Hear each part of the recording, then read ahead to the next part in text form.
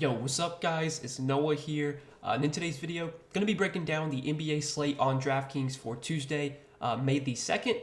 We do have another two-game slate on Tuesday night. We do have a new series kicking off Tuesday night with the Lakers and the Warriors. That is our second game of the night. We'll talk about that one when we get there. But we also have game 2 of the Heat and Knicks series. We've got some injuries to keep an eye on for this slate, so this will be one we'll definitely have to monitor some news. You can see a lot of questionable tags.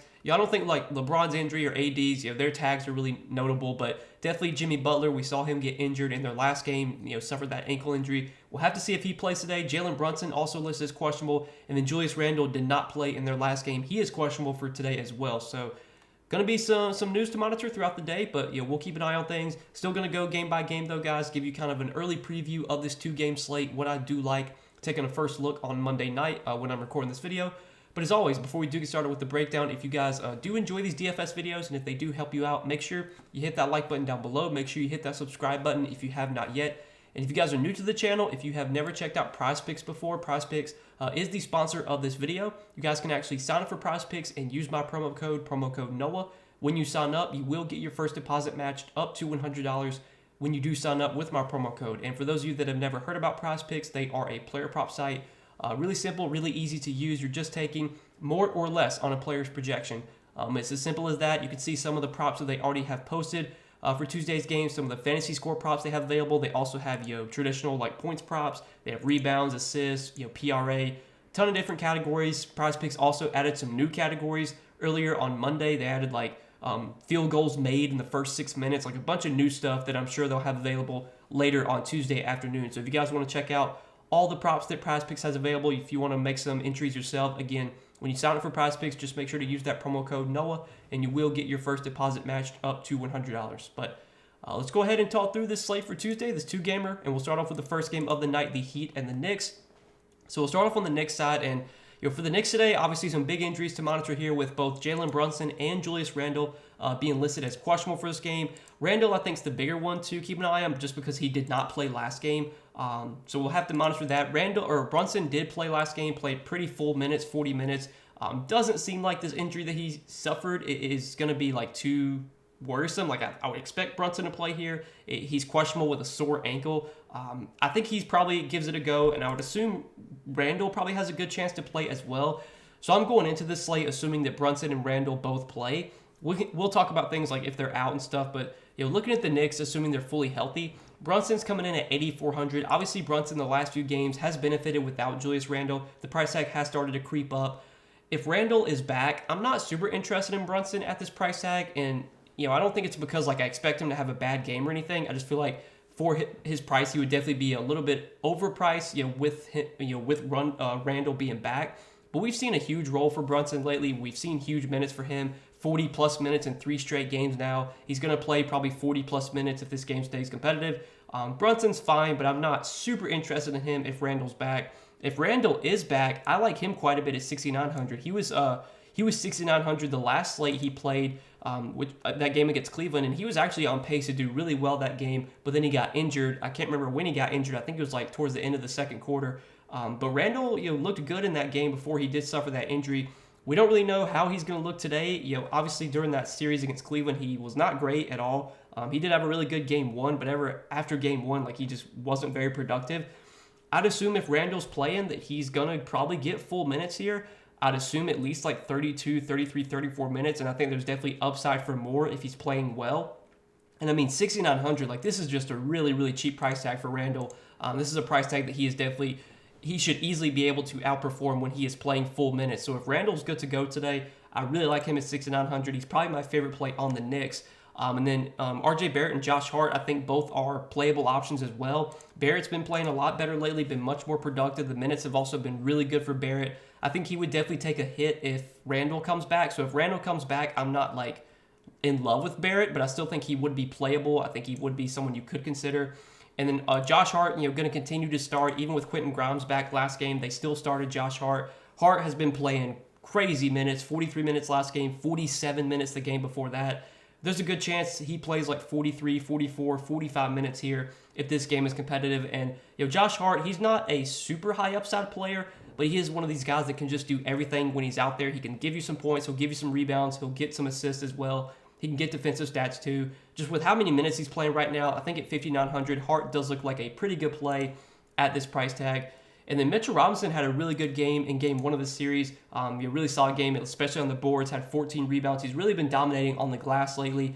I don't think this is the greatest matchup for Mitchell Robinson, but I definitely think I think the Knicks are going to have to give Robinson minutes here just because he makes their defense so much better with his rim protection. He did play 34 minutes last game, played 36 minutes the game before that. If we're getting anywhere near 34, 35, 36 minutes from Mitchell Robinson, with how good of a permanent producer he is, he can easily outperform a $5,600 salary, even in a kind of tough matchup against Miami. So Robinson is someone that I am interested in as well. And that's really it for the Knicks. Nothing else looks super appealing here, but obviously, by some chance, if Brunson doesn't play or if Randall doesn't play, we can look to Obi Toppin, we can look to Emmanuel Quickley. Toppin, last game without Randall, did start, played 31 minutes, had 32 DraftKings points. He'd be a pretty good option at 5K if there's no Randall. And then obviously, if by some chance Brunson doesn't play, Emmanuel Quickley would be the best play on the slate. He would be pretty much a slam dunk. And I think if Randall doesn't play, Quickley is viable because I think there will be more minutes available for Quickley off the bench if there's no Randall. But like I said, I think Randall and Brunson both probably do play today. But that's really it for the Knicks. Nothing else looks that great here. On the other side with the Heat, the big news to monitor for Miami is Jimmy Butler's status, questionable with that ankle injury. We saw him suffer that ankle injury. It was like 4 or 5 minutes left in the fourth quarter. He wound up playing through the injury. He clearly was not 100% if you watch that game. He was limping up and down the floor. He wasn't really involved in the offense. He was just kind of standing around. He was standing at the corner, just kind of there he was basically there as like a decoy. I'm assuming Butler's going to get a lot of treatment. He'll probably be ready for this game, but we'll have to keep an eye on this. I don't think it's like a guarantee that Butler plays here, but at 9,400, if Butler does play and he is fully healthy, obviously Butler can pay off this price tag. The minutes have been massive for him in the playoffs. The role has been great. He's been doing everything when he's on the floor, but I definitely would put him, I think towards the bottom of my list when it comes to pay-up options. You do have LeBron, you have AD, you have Steph on this slate. I think those are guys I would rather pay up for. But still, there's really nothing negative you can say about Butler here. We don't really know if he's going to be fully healthy, even if he does play. Like Jimmy Butler, I feel like is one of these guys that will tough it out, and maybe even if he's not 100%, he'll probably still try and go out there and play. Little bit of risk there, but I still think Butler is fine to go to. Bam Adebayo at 7,800.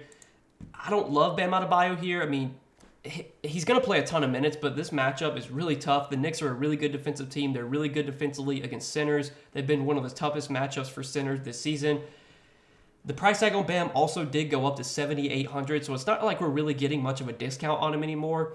Obviously, if Jimmy Butler doesn't play, that would change things, but I think Bam, assuming Butler is in, he's a fine play, but I'm not in love with him. I think Gabe Vincent, though, at 5,300 looks pretty solid. Gabe Vincent's been playing a lot lately. He's really started to play well the last few games, 29, 41, 33 minutes. The production's been good as well. He's been taking a lot of shots. He's been taking a lot of threes. He's been making those threes, too. I think at 5,300, if we're going to continue to get 30-plus minutes a night from Gabe Vincent, which it seems like we are with how well he's been playing lately, I think he looks like a solid value at 5,300. Caleb Martin coming off the bench is pretty much locked into 25 to 30 minutes a night. Between him or Vincent, I give a slight lean to Vincent, but I still think Martin at 5,100 does look like an okay value. And then Kyle Lowry looks like a pretty good value at 4,900. We've seen Lowry's minutes so far in the playoffs kind of be up and down. Some nights he'll play 20 minutes, some nights he'll play 25, some nights he'll play 30. He got up to 30 minutes last game. Look, Lowry is one of these guys that can produce when he does get minutes, and we saw him do that last game with 18 points, 5 rebounds, 6 assists, 4 blocks, and a steal. If we're getting anywhere near 30 minutes from Kyle Lowry at 4,900, he's going to project out as one of the better value plays on the slate. And I've said it so many times, on these playoff slates, it's just really hard to find value just because there's not really going to be many injuries to open up value. That could change today if Brunson, Randall, Butler, if any of these guys get ruled out, then obviously we're going to have some value. But on these playoff slates, you really don't have a ton of value available. So I think Lowry at 4,900 looks like a really good value. Max Strus has been starting lately, but minutes have not been great. Production's also not been that great either. I think this is a pretty good matchup for Strus because the Knicks do give up a lot of three-point attempts. They have given up a lot of threes so far this season and even last season. I could see Strus having some good games when he gets hot from three, but he's not going to do much else besides shoot threes. Like, he doesn't rebound a ton. He doesn't get really many assists. He's not going to get many defensive stats. So he's going to have to knock down like 7 or 8 threes to really put up a good game, which he could do, but I think, at 4,800, I'm not, super interested in Max Strus. Kevin Love has been starting lately. Minutes have not been great, though. Last game played just 16 minutes. But I will say the one thing about Kevin Love is that when he's on the floor, he is going to produce. He's a good point per minute player. In just 16 minutes last game, he did put up 22 DraftKings points. At 4,700, I don't mind Kevin Love here. I would definitely be interested to see what his ownership is. If he's a guy that's going to be really popular, he's fine to fade because, obviously there's a path for Love to fail when he's only playing like 18, 20 minutes. But if nobody's going to play Kevin Love, I still think he could get there in 18, 20 minutes, which definitely would make him a pretty interesting GPP play. So that's kind of an ownership play for me when it comes to Kevin Love. I think he's an okay value, but I definitely would like him more if he's lower owned, just because I think there is some volatility there. And nothing else on Miami is super appealing. Duncan Robinson is another guy that can get hot from three, but he struggled in game 1 of the series, played just 12 minutes, shot 0 for 5. We can't expect him to shoot 0 for 5 again, but I think clearly Gabe Vincent's ahead of him. Caleb Martin's ahead of him. Max Strus is probably ahead of him too. Like those guys are going to get minutes over Robinson, probably Lowry too. So Robinson's like kind of the last man in terms of bench minutes. At 4,400, he's just like a GBP dart throw at best. There's other guys I'd rather roster, like the ones we just talked about, Lowry, Strus, Love. So yeah, that's pretty much it for Miami. I think we kind of talked about everything there, talked about everything in this game. So let's move on to the next game, the second game of the night. And this one should be a lot of fun. The Lakers and the Warriors. We'll start off on the Warriors side. So for Golden State here, we kind of know where the minutes are going to go. We know how they're going to run their rotation. Steph Curry is going to play huge minutes in the series. He was getting massive minutes to close out that series against Sacramento. Don't know if we can expect him to play like 43, 44 minutes right out of the gate, but I think 36, 37, 38 minutes is very likely here for Curry. Coming off that huge game 7 against Sacramento. I mean, Curry has just been doing everything for the Warriors. His usage has been amazing. His role has been amazing. He's taken a ton of shots every night. I mean, there's nothing negative you can say about Curry here. I think at 9,900, he is a very strong pay-up option today. I still would probably put LeBron and AD ahead of him, but I still think Curry looks solid. Wiggins at 7K, not a guy that has a massive ceiling, but for like cash games, I mean, Wiggins has basically been like a cash game play every slate just because his role is so safe. He's going to get 36, 37, 38 minutes.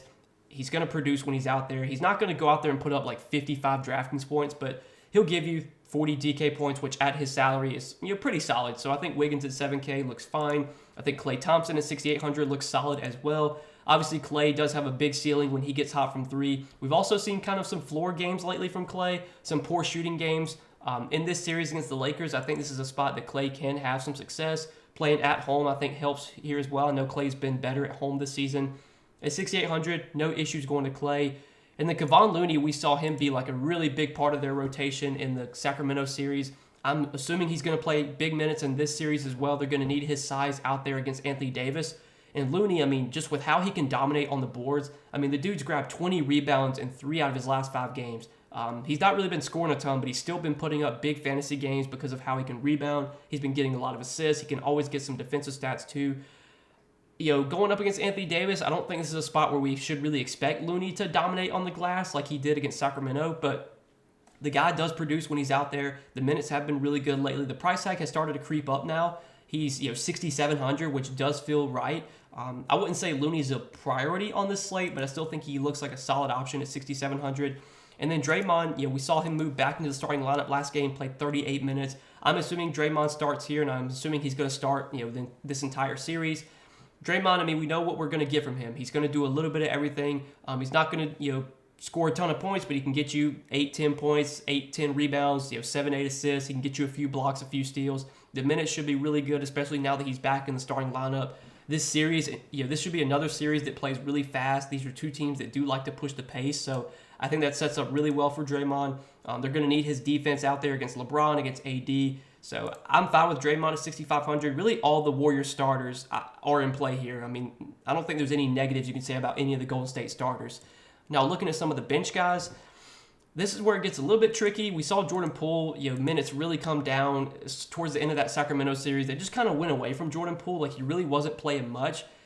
Things could definitely change here in a different matchup against the Lakers, but clearly Poole is kind of like things are not looking great for Poole right now with how the minutes are trending down. So Poole's a risky play, but I think he is still viable at 5,200. Dante DiVincenzo, Gary Payton, those are the two guys as well off the bench that do have pretty secure minutes. DiVincenzo only played 8 minutes last game, but I think that just was because, it was a game 7. They really wanted to push their guys as much as possible. I'd expect DiVincenzo to play about 15 to 20 minutes here, which does bring him into play as a value option at 3,600. And then Gary Payton should play probably 15 to 20 minutes as well. He's a viable GPP option at 3,500.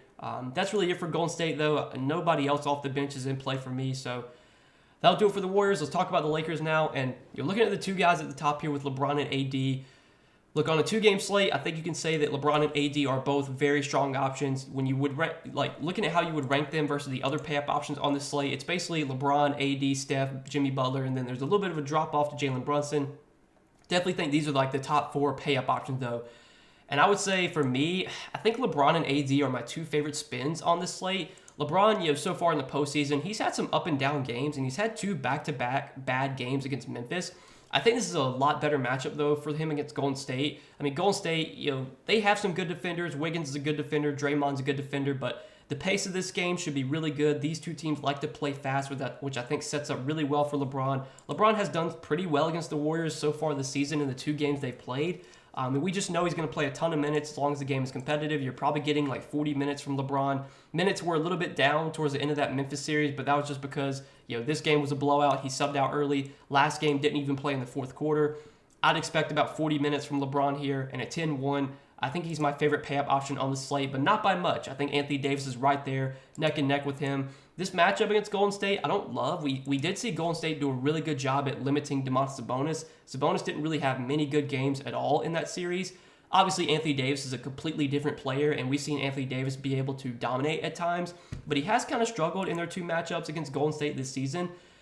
That's what makes me like LeBron a little bit more than AD, but I think these 2 guys project very closely. There's really nothing negative you can say about either one. I think they're both in play here. I give a slight lean to LeBron over AD, just, kind of to start off, but we'll see how this series plays out. Maybe AD is just going to dominate again, but I definitely think Golden State, with Looney, with Draymond, they have guys that can defend, the perimeter, or can defend under the rim, that can, slow down AD a little bit. I still expect AD to have plenty of success in this matchup, but I don't know if it's a spot where he's just going to go out there and put up 40 points and 20 rebounds. I think Golden State has the guys to stop him from doing that. But then the rest of the Lakers, the 2 guards, Reeves and Russell. I've been playing Reeves and Russell a lot so far in the playoffs. They've just been super consistent. The minutes have been super consistent.